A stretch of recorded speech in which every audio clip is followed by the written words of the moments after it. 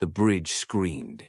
Steel doesn't make that kind of sound unless it's about to fail, a groan that started deep in its bones and climbed through the air like a warning shot from the earth itself. Lena Carter didn't know where to look first. To her left, a rust-red pickup fish-tailed, tires sliding on the soaked metal as the river below rose in angry swells.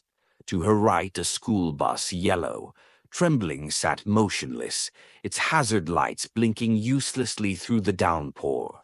She could see tiny hands pressed against the fogged glass.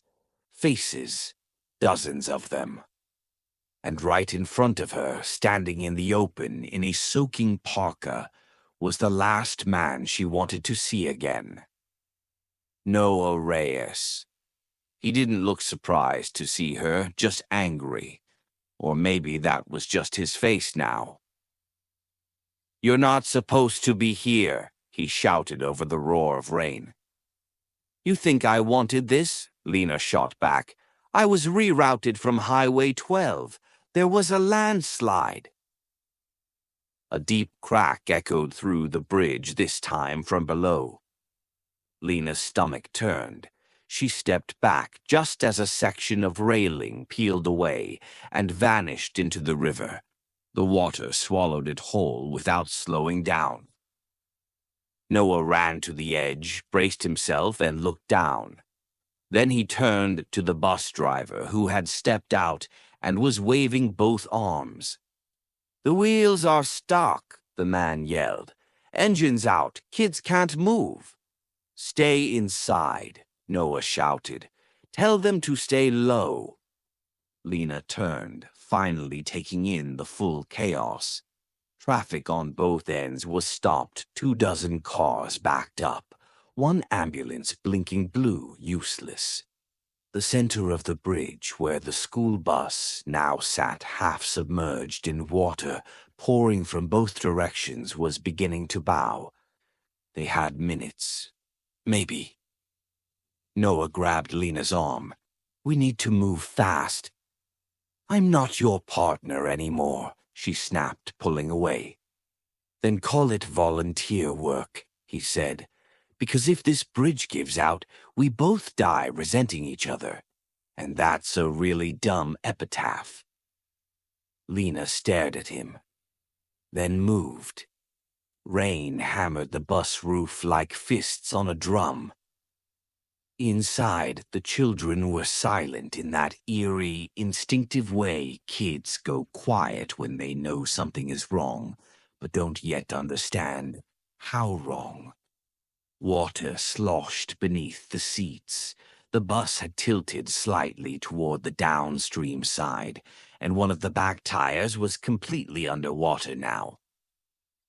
Lena climbed the steps first, ducking into the thick warmth of body heat and fear. The driver, a young man with shaking hands and a soaked cap, tried to speak, but his voice cracked. I tried the radio. Nothing. Then the brakes locked. Engine cut out." "How many?" she asked, already scanning the faces. 21, kindergarten to 5th. Lena turned. "We're going to get them out, but we have to move fast. Is there anyone with asthma, mobility issues?" 2 with inhalers, all in bags by their feet.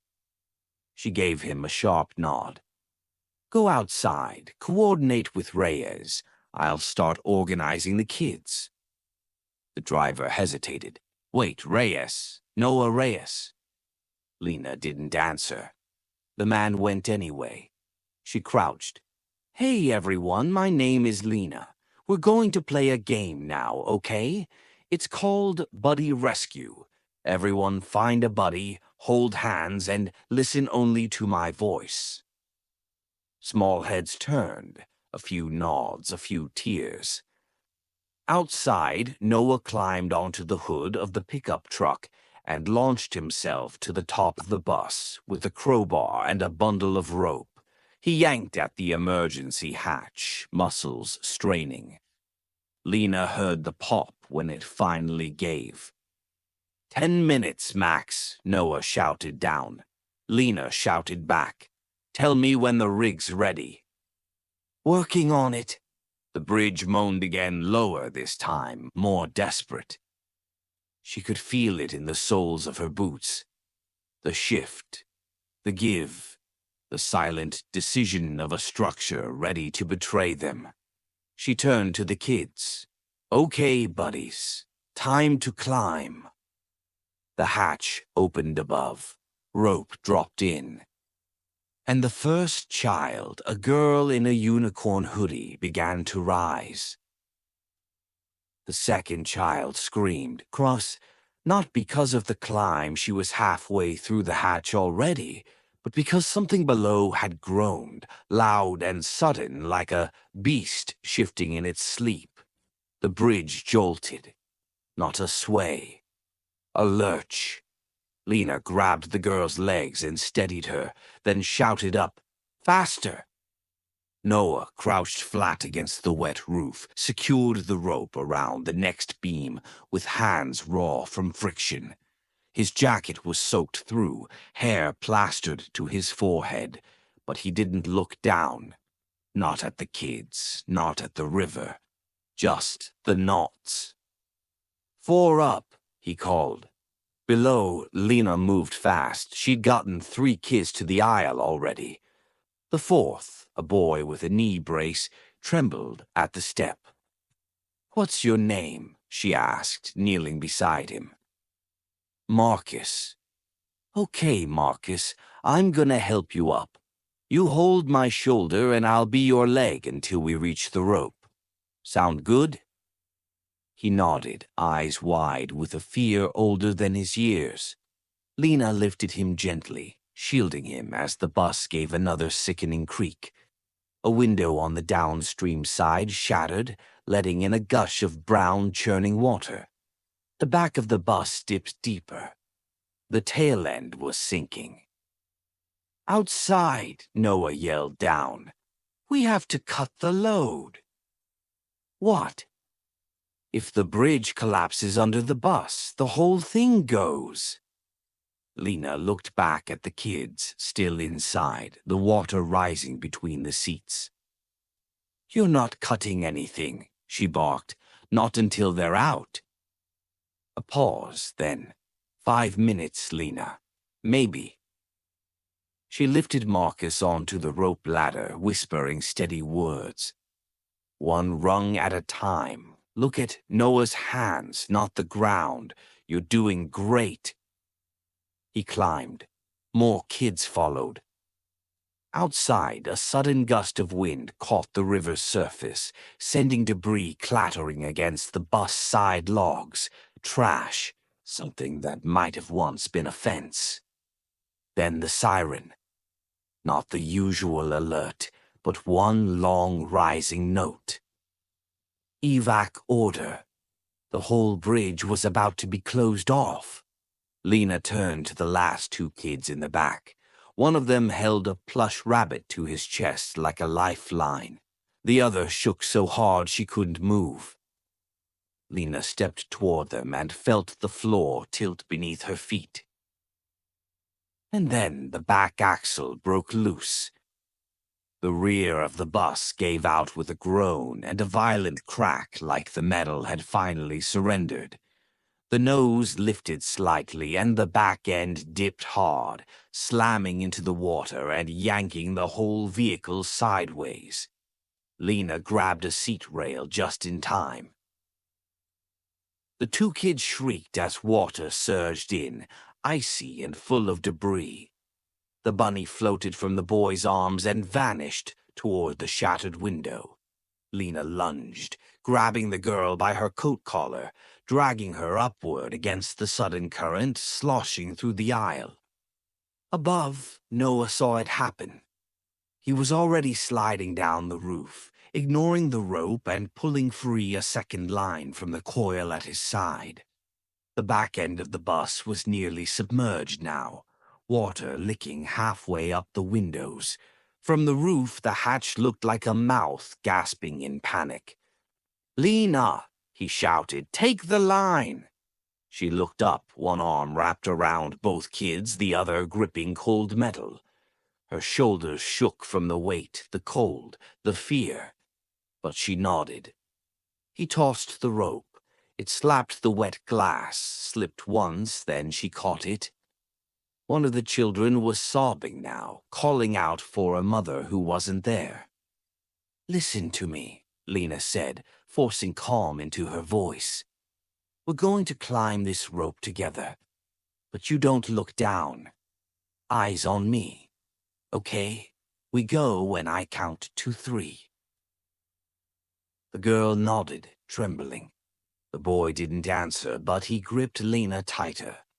She wrapped the rope around her wrist, braced one foot on a seat that groaned under her weight, and launched upward, dragging them both. The bridge rumbled again, a tremor under everything. From the roof, Noah dropped to one knee, reaching down. His arm was just long enough. Lena shoved the girl upward first. "Take her." He did. The boy next, smaller, lighter. And then just Lena fingers scraped raw, legs shaking. "You've got her," she heard someone yell. "Yeah," Noah grunted, pulling the kids up one by one. "I've got them. She's next." But as Lena started up the rope, another sound cracked through the storm. A noise she hadn't heard since Afghanistan. Structural shear. Then steel screaming. The bus shifted again. Noah reached down just as the back half of the bridge dropped 6 inches in a single shudder. Lena's boot slipped. She dangled. "I got you," he shouted. Her eyes locked on his. For the first time in 6 years. Noah reached further until their fingers touched. And then the rope snapped. Lena fell. Not far, just a jolt, a half-second of free fall that slammed her shoulder into the metal side of the bus. The wind was knocked from her lungs. The world spun. But she didn't let go. Her other hand clutched a lower rung on the emergency ladder, the frayed rope now trailing uselessly behind her. Water surged higher, slapping her calves and thighs as she scrambled, breath ragged, to pull herself up again. "Above," Noah cursed. "You okay?" She didn't answer. She couldn't. Her left shoulder burned like fire, possibly dislocated. But the children were safe, their faces now crowded at the hatch, eyes wide and horrified, watching her cling to the side of a dying bridge. "I'm coming back down," Noah started. "No," she gasped. "Too risky. You can't climb with one arm. I've done worse." "Yeah? When?" She looked up, her lips twitching despite the pain. "The day I married you." A pause, then a sharp, bitter laugh. "You win." Noah threw down a second line, a stronger one, tied off to the roof's handrail. The knots were tight, field grade, the kind you only use when you don't get a second chance. Lena looped it around her good arm, wedged her foot between 2 window frames, and pulled. Inch by inch, she climbed. The kids screamed again, not in fear for her, but because the bridge gave another groan, and this time the far end began to sink. They had seconds now. Noah braced himself and stretched low. "Grab my wrist." She did. He pulled hard, and her boots scraped the glass, then the roof, and suddenly she was up, sprawled beside him, both of them panting in the rain. "We're not done," she said. "No," he agreed, "we're just at halftime." Sirens wailed in the distance. A chopper appeared faint and far on the edge of the storm. And beneath them, with a roar like tearing mountains, the bridge began to collapse behind them. The sky opened. Not with lightning, but with noise, the kind that made people look up, not in fear, but in hope. A rescue chopper, dark green and slicing through the storm clouds, circled above the broken bridge, its searchlight flashing like an accusation across the ruins. Lena shielded her eyes as wind from the rotors battered her already soaked body. Noah pulled the children closer to the center of the bus roof, using his arms like a fence. The emergency hatch was wide open behind them, water still sloshing inside below, but the kids were out, alive. All of them. The bridge wasn't. A full third of it had collapsed into the river. The pickup truck was gone. The ambulance, too, swept downstream like leaves in a gutter. And the road behind them, gone. Now just a gap, a sharp, ragged mouth splitting the world in two. "We're not getting out by land," Lena shouted. Noah didn't respond. He was pointing upward. The chopper hovered lower, steadying above them. A figure leaned out, giving hand signals. They were preparing to lower a line. Then a second chopper appeared, and this one bore a different emblem. Sheriff's Department. Lena's stomach dropped. Noah saw it too. "That's not rescue," he said. "That's law enforcement." The rope from the first bird dropped. A harness clipped on. The rescue team was working fast, too fast for protocol. This wasn't just a recovery. It was a rush. Lena turned to Noah. "What aren't you telling me?" He didn't answer right away. Then, "They're not here for the kids." He looked at the school bus, at the soaked forms of second graders and fifth graders huddled in his coat. "They're here for me." Lena blinked. "Why?" Noah opened his mouth, then closed it again. Rain slid down his cheek, but it wasn't rain that filled his eyes. "I'll explain when they're safe," he said. "Just help me get them off this bridge first." The first child was lifted away, legs swinging under the harness like a paper doll in the sky. Lena turned her back to the second chopper. Not yet. Not until she knew everything. And not before every child was in the air. They lifted the sixth child just as the wind shifted, and the sheriff's chopper came in hard from the west, cutting too close, too fast. The rescue team shouted something into their headsets, gesturing wildly at the pilot. But it was too late. Papers scattered, the roof shook, and two children screamed as they nearly tumbled from the grip of Noah's arms. "Get back inside the hatch," Lena barked. They obeyed immediately, even as she locked eyes with the second chopper's markings. It hovered lower, spotlight now fixed on them, like an accusation from above. "Down on the ground," came the voice through a loudspeaker. "Step away from the children and lie flat." Lena's stomach turned to lead. "What the hell did you do, Noah?" she whispered. Noah didn't flinch. "Not what they think." Another rope dropped, this one black, thicker, meant for descent, not rescue. A tactical vest came into view above them. SWAT. Someone was rappelling. The kids clung to each other, wide-eyed.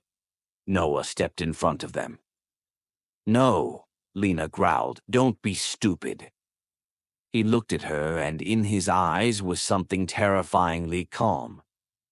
"I made a deal years ago. I saved someone I shouldn't have, and I didn't report what they paid me with. I thought it would disappear. It didn't." "No," he said, and now the flood washed it back up. The SWAT officer landed hard, raising a gloved hand. "Noah Reyes, hands where we can see them." Lena stepped between them. "These children just survived a bridge collapse. You arrest him now, they panic. You want that responsibility." The officer hesitated. Another voice came from the earpiece, audible even from where Lena stood. "Hold for extraction. Focus on evac." The officer nodded. He stepped back. The kids were crying now, but quietly exhausted and spent. Another harness dropped from the rescue chopper. One by one, they went up. By the time only Lena and Noah were left, the rain had slowed to a fine mist. "You're not going to run?" she asked. Noah gave a broken smile. "I already did, for 6 years." "And you came back. Why?" He didn't look at her, just watched the final rope lower again. "Because some bridges deserve to be crossed, even if they're broken. They made him walk the length of the bridge. Not because they needed to. There was a boat waiting at the collapsed end of the road, and the chopper could have airlifted him in seconds. But because walking made it public, because even in the mud and rain, humiliation traveled faster than paperwork." Lena followed behind, half out of instinct, half out of disbelief. The children were already safe, huddled under silver blankets at the command post on the shore. Paramedics checked pulses, handed out water bottles with cartoon labels. No one had died. Not one. But the world still felt broken. Noah walked with his wrists zip-tied in front of him, soaked to the bone, limping slightly on his right foot. No one touched him. No one spoke. Even the deputies flanking him looked grim. A van waited by the fire truck. Lena caught up as they reached it. The sheriff stood there, Samantha Kell, mid-50s, iron-gray braid under a wide-brimmed hat. She looked at Lena like she was something sharp wedged under her boot. "You helped him?" the sheriff asked. "I helped 21 children not drown," Lana replied. "He just happened to be there." Kell didn't blink. "He's wanted in 3 states for obstruction and withholding evidence in a federal case. The flood didn't wash that away. Neither did saving those kids." Noah turned then, finally looking at her, and there it was again, the flicker of something that used to be love, buried now under years of silence and storms. "They'll ask you questions," he said. "Just tell them the truth." "You want that?" she asked, "even if it buries you?" He didn't answer. The van door closed behind him with a final metal click. Lena stood in the rain long after it drove away. The bridge hadn't just collapsed, it had revealed fractures she hadn't wanted to face. And the worst part was, she wasn't sure if she wanted him to be guilty or innocent. The hospital was too bright. Lena sat under fluorescent lights that hummed like old secrets, her left arm in a sling, her shoulders strapped and stiff. A nurse had offered her coffee twice. She declined both times. All she could taste was river. Across from her sat an agent from the Justice Department, blazer, clipboard, voice too polite. "We understand you and Mr. Reyes were previously married," he said, as if reading from a file instead of asking a human being. "Divorced 6 years ago," Lena replied. "Did you know about his prior involvement with the Vega case?" She shook her head slowly. "I hadn't seen him in years. We were rerouted onto the same bridge by accident." He made a note, then slid a folder toward her. Inside were photos, documents. One in particular made her breath stop. I saw a picture of Noah standing outside a halfway house in Albuquerque. In his hand, a plastic bag. Inside it, a flash drive. "You recognize this?" the agent asked. No, she lied, because she remembered that bag. She remembered the day he brought it home, saying, "This is the kind of thing you bury if you want to keep breathing." They had fought for hours that night. Lena turned the page. Mia Vega, 24, informant, murdered. And somewhere between her last phone call and the moment her body was found, Noah had disappeared for 32 hours. No alibi, no testimony, no return of the device Mia had passed to him. Until now. The agent cleared his throat. We recovered the drive during a secondary sweep of his apartment. It was encrypted, but inside, files from 3 different city officials, 2 private firms, and a name we didn't expect. He tapped the paper. Sheriff Samantha Kell. Lena looked up sharply. You think the sheriff's involved? We think someone wanted Reyes out of the way, and Reyes, the agent paused, almost uncertain, was protecting someone. He opened the folder wider. Inside were printouts, chains of emails with falsified dates on disaster contracts, purchase orders for medical supplies at inflated prices, payment memos that never made it to public record. And finally, shaky audio recording. A young woman's voice. This is Mia Vega. If anything happens to me, check the supply records. Kell signed them. I saw the checks. It's real. Lena swallowed hard. Her mouth was suddenly dry. A nurse entered with a sealed envelope. This was dropped off by a deputy, she said, for Miss Carter. Lena took it. Inside, handwritten on water-stained stationery, was one line. If you're reading this, I didn't run. Tell them everything. And tell Mia's mother I never forgot. It was signed. Lena folded the note. And finally let herself cry. The courtroom was small, the kind built for traffic tickets and land disputes, not federal hearings. But that morning it was packed. Media, locals, one corner lined with sheriff's deputies, another with agents in dark suits, and in the middle, Lena.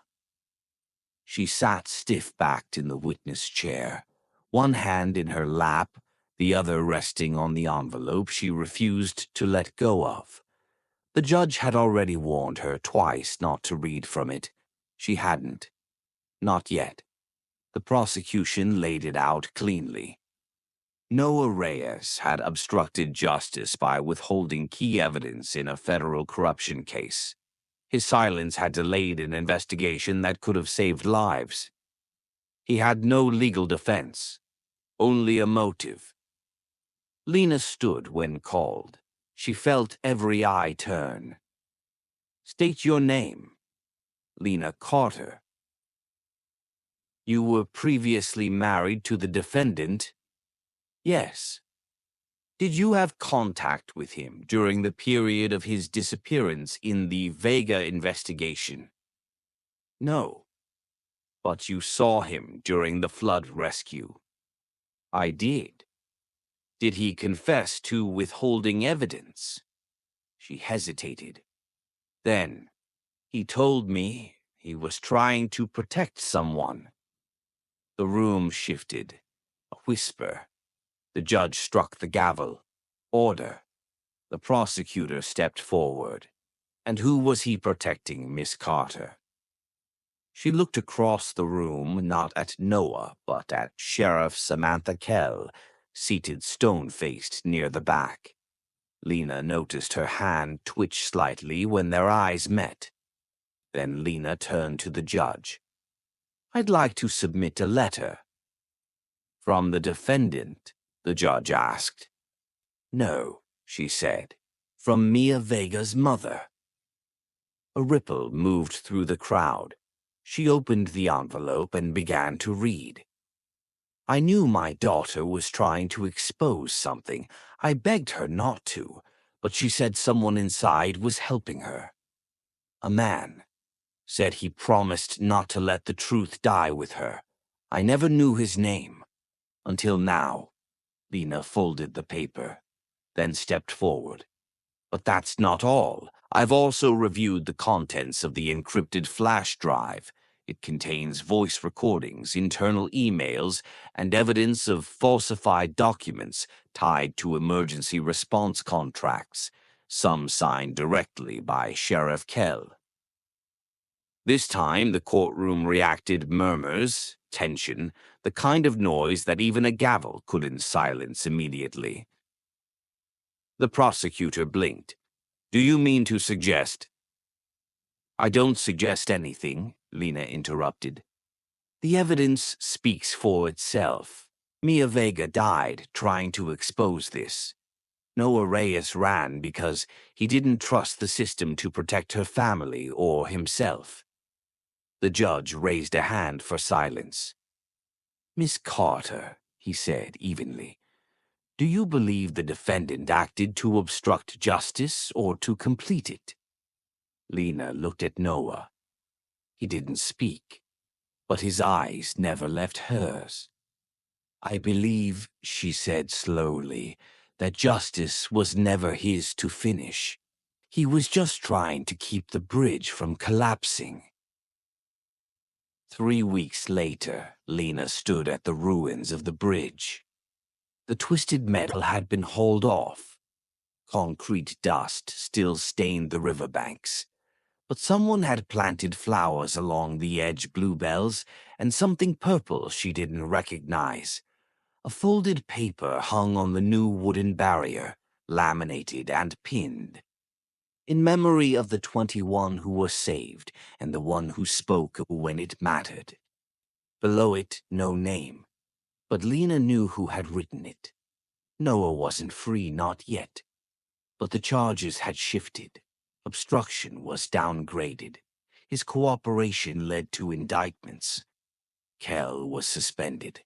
The corruption web Mia Vega had died trying to expose had finally come into the light. And in a rare moment of humanity, the state allowed Noah one request, a supervised visit. At the edge of the floodplain, Lena saw him walking up the trail. No cuffs, no uniform, just jeans and a sweatshirt that didn't fit right, a little thinner than she remembered, a little more still. He stopped a few feet away. Hey, he said. Hey. They stood in silence, watching the water. I thought a lot about what I'd say, Noah said. Practiced it, rehearsed it on the ceiling at night. Lena smiled faintly. And I forgot all of it. She chuckled, and it wasn't bitter this time. I read the rest of Mia's notes, she said. The ones the feds decrypted. She really trusted you. I didn't deserve it. Maybe not, but you honored it. A breeze moved across the water. The river was calm now, glassy, reflecting the sky instead of fighting it.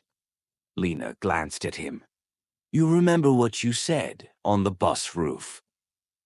I said a lot of things. You said some bridges deserve to be crossed, even if they're broken. He nodded.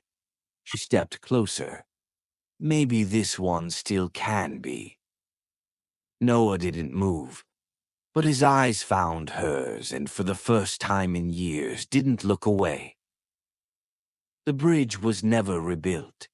Too damaged, too remote, too many debates over budgets and liability. Instead, they built a footpath beside it, a narrow walkway with steel cables and a view of the river below. Locals called it the Second Chance Bridge. No one remembered who started the name. Lena crossed it often. She'd moved back into town. Took a part-time teaching job at the community center. Sometimes she spoke at local schools not about the flood or the rescue, but about what it meant to stand up when it matters, even if your legs shake. Noah was transferred to a community reintegration center 2 counties over. Minimum security, counseling, public service hours. By court order, he was to serve the remainder of his sentence in rehabilitation, not isolation. He wrote often. Sometimes she wrote back. Sometimes she didn't, but she always read his letters twice. Mia Vega's mother came to one of the talks, brought a photo, gave Lena a hug she wasn't expecting. They didn't speak much. They didn't need to. And every spring, on the anniversary of the flood, someone tied 22 ribbons to the fence over the river. One for each child, one for Mia. And somehow Lana always knew which one was from him.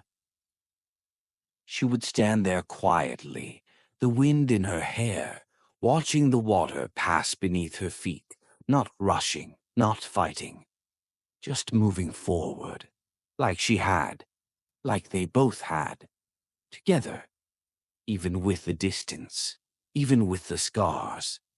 Even if the bridge between them had once broken, it had been rebuilt, not with steel, but with truth, and this time it held. Some bridges collapse under weight, others are rebuilt one choice at a time. Tell us, did you believe Noah deserved forgiveness? And what would you have done standing between duty, fear, and someone you once loved? Leave your thoughts in the comments. We read everyone.